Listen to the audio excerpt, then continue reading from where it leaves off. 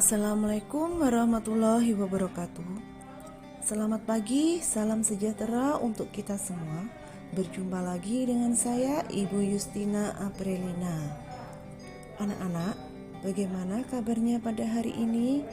Ibu harap semoga kalian selalu sehat dan tetap semangat dalam belajar. Baik anak-anak, pada kesempatan kali ini kita akan membahas tentang konflik dan integrasi dalam kehidupan sosial. Ibu yakin kalian pernah mendengar atau bahkan melihat sendiri terjadi konflik di lingkungan sekitar kita, baik konflik yang terjadi antar individu atau mungkin bahkan konflik antar kelompok. Pada dasarnya, manusia diciptakan untuk tidak saling bermusuhan, tetapi realitanya kadang-kadang dalam kehidupan masyarakat, konflik sulit dihindari.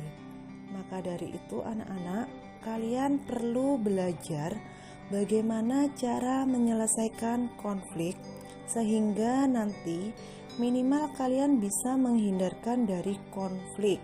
Adapun tujuan pembelajarannya, yaitu siswa dapat 1. Menjelaskan pengertian konflik, 2. Mengidentifikasi bentuk-bentuk konflik, 3. Menjelaskan faktor-faktor penyebab konflik, 4. Mengetahui akibat-akibat konflik sosial beserta cara menangani konflik. Yang kelima, menjelaskan integrasi sosial. Yang keenam, menjelaskan syarat terjadinya integrasi sosial, faktor-faktor yang mempengaruhi, beserta bentuk-bentuk integrasi sosial. Baik, yang pertama kita bahas yaitu pengertian konflik. Secara etimologis, konflik berasal dari bahasa Latin configere, berarti saling memukul.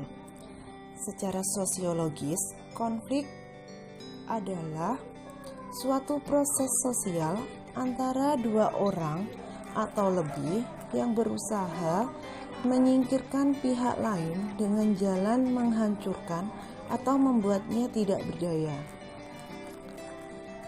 Di samping itu, ada pengertian konflik menurut para ahli. Yang pertama yaitu menurut Robert M.Z. Lawang. Konflik adalah perjuangan untuk memperoleh hal-hal yang langka seperti nilai, status, kekuasaan, dan sebagainya dengan tujuan tidak hanya memperoleh keuntungan tetapi juga untuk menundukkan pesaingnya. Yang kedua menurut Kartono. Konflik merupakan proses sosial yang bersifat antagonistik dan terkadang tidak bisa diserasikan karena dua belah pihak yang berkonflik memiliki tujuan, sikap, dan struktur nilai yang berbeda yang tercermin dalam berbagai bentuk perilaku perlawanan, baik yang halus, terkontrol, tersembunyi, tidak langsung, terkamuflase maupun yang terbuka dalam bentuk tindakan kekerasan. Kalau kita amati, konflik lahir dari kenyataan akan adanya perbedaan-perbedaan baik dari ciri badaniah, emosi, kebudayaan, kebutuhan, kepentingan, maupun pola-pola perilaku baik dari individu ataupun kelompok dalam masyarakat. Baik, kita lanjut ke bentuk-bentuk konflik sosial. Berdasarkan cakupannya, dibedakan menjadi dua. Yang pertama, konflik vertikal, yaitu konflik antar pihak dalam suatu struktur organisasi yang mempunyai derajat kedudukan yang berbeda. Yang kedua, konflik horizontal, yaitu konflik yang terjadi antar individu atau antar kelompok yang mempunyai derajat kedudukan yang sama. Sekarang berdasarkan subjeknya. Ada 4. Yang pertama, konflik intrapersonal, yaitu terjadi pada seseorang dengan dirinya sendiri atau biasa dikenal dengan konflik batin. Yang kedua, konflik interpersonal, terjadi antara individu dan individu lain disebabkan oleh perbedaan kepentingan dan juga keinginan. Yang ketiga, konflik individu dan kelompok, terjadi antara seseorang dan kelompok karena perbedaan kepentingan dan keinginan. Yang keempat, konflik antar kelompok, terjadi antara satu kelompok dan kelompok lain. Cirinya biasanya melibatkan massa atau orang banyak. Selanjutnya, faktor-faktor penyebab konflik. Yang pertama, perbedaan individu. Yang kedua, perbedaan latar belakang kebudayaan. Selanjutnya, perbedaan kepentingan. Yang keempat, perubahan nilai-nilai yang cepat.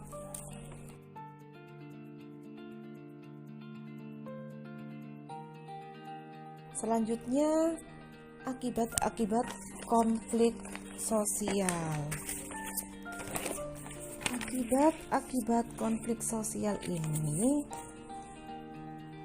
terbagi menjadi 5, yaitu yang pertama, meningkatnya solidaritas anggota kelompok.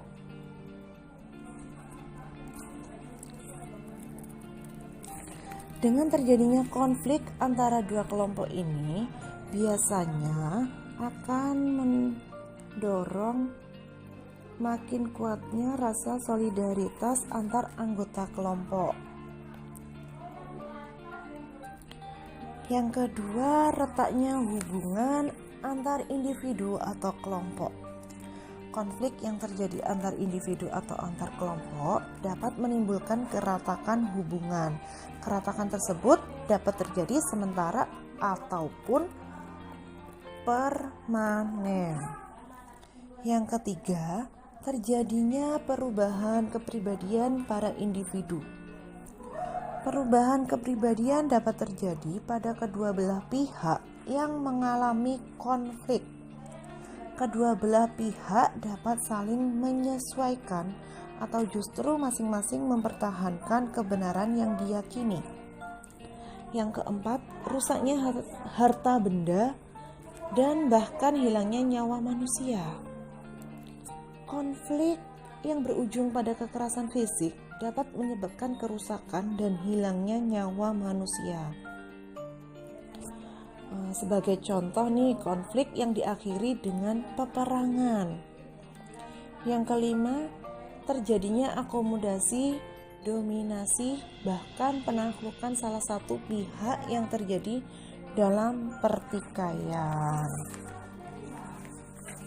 Nah, itu yang dimaksud dari akibat-akibat konflik sosial. Sekarang kita lanjut ke bagaimana cara menangani konflik baik. Cara menangani konflik yaitu yang pertama, menghindar. Yang kedua, memaksakan kehendak.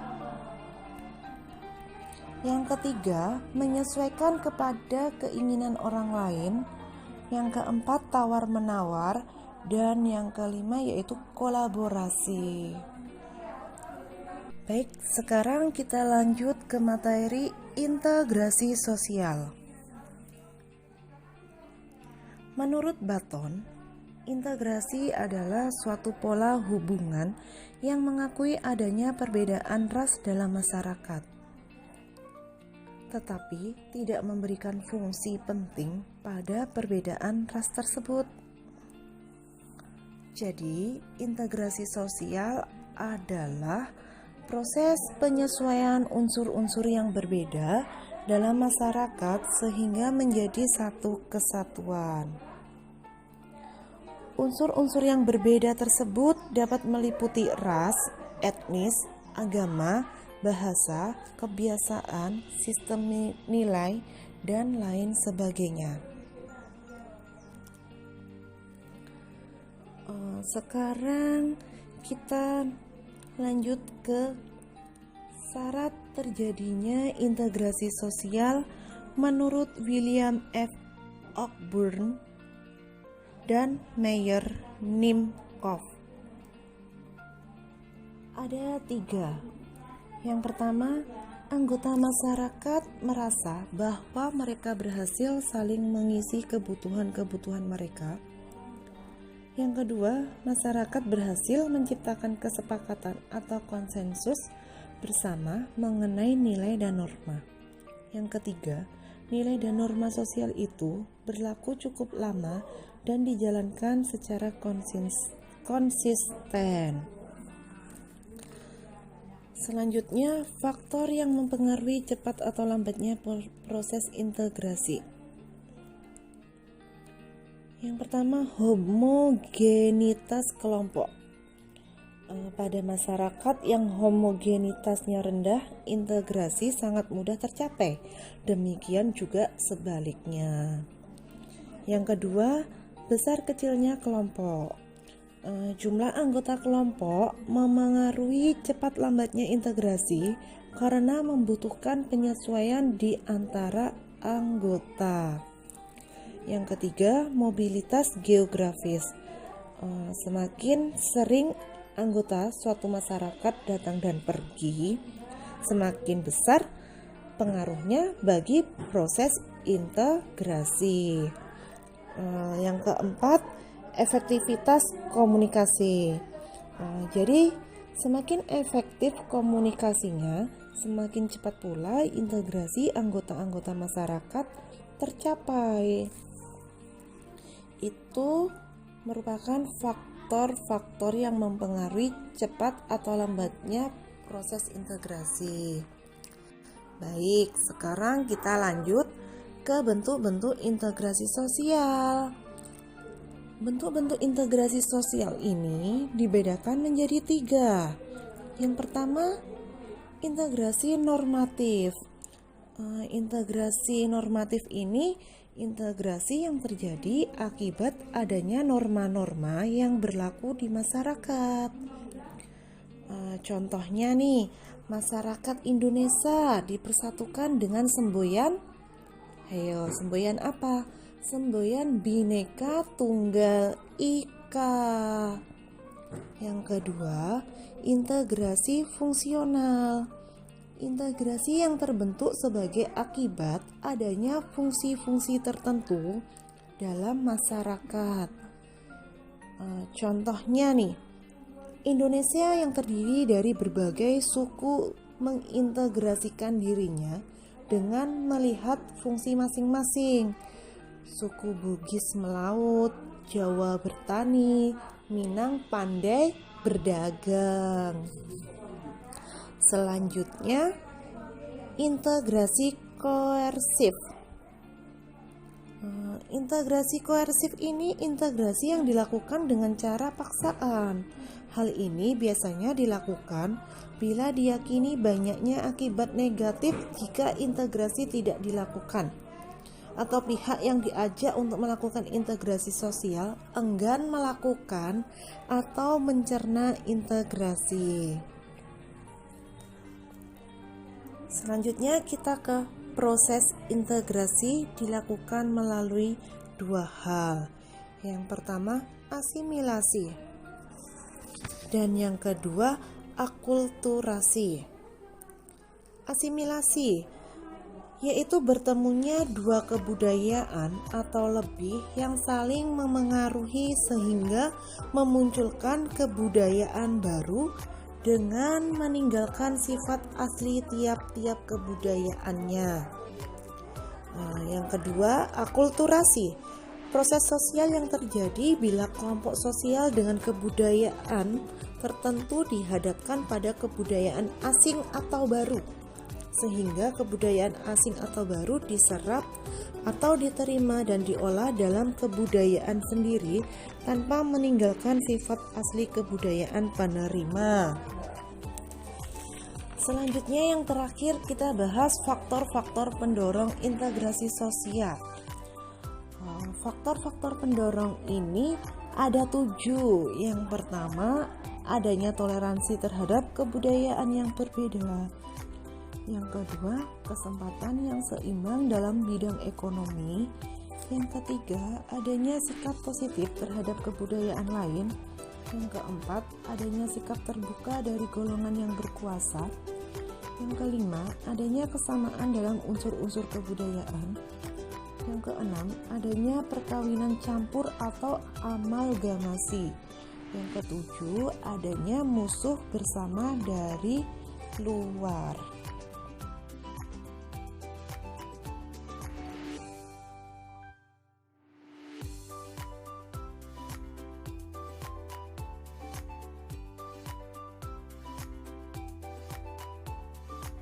Baik, untuk tugas kalian silahkan membuat clipping, silahkan mencari gambar tentang konflik sebanyak 3 gambar, lalu digunting dan ditempel di kertas A4. Setelah digunting dan ditempel, silahkan masing-masing gambar diamati dan diberi penjelasan tentang konflik tersebut dan bagaimana cara menanggulangi konflik tersebut. Silahkan dikerjakan masing-masing, jangan lupa dikumpul tepat waktu. Terima kasih telah menyaksikan video pembelajaran hari ini. Ibu rasa cukup sekian pembelajaran hari ini. Bila ada kurang lebihnya, Ibu mohon maaf. Sekian, wassalamualaikum warahmatullahi wabarakatuh.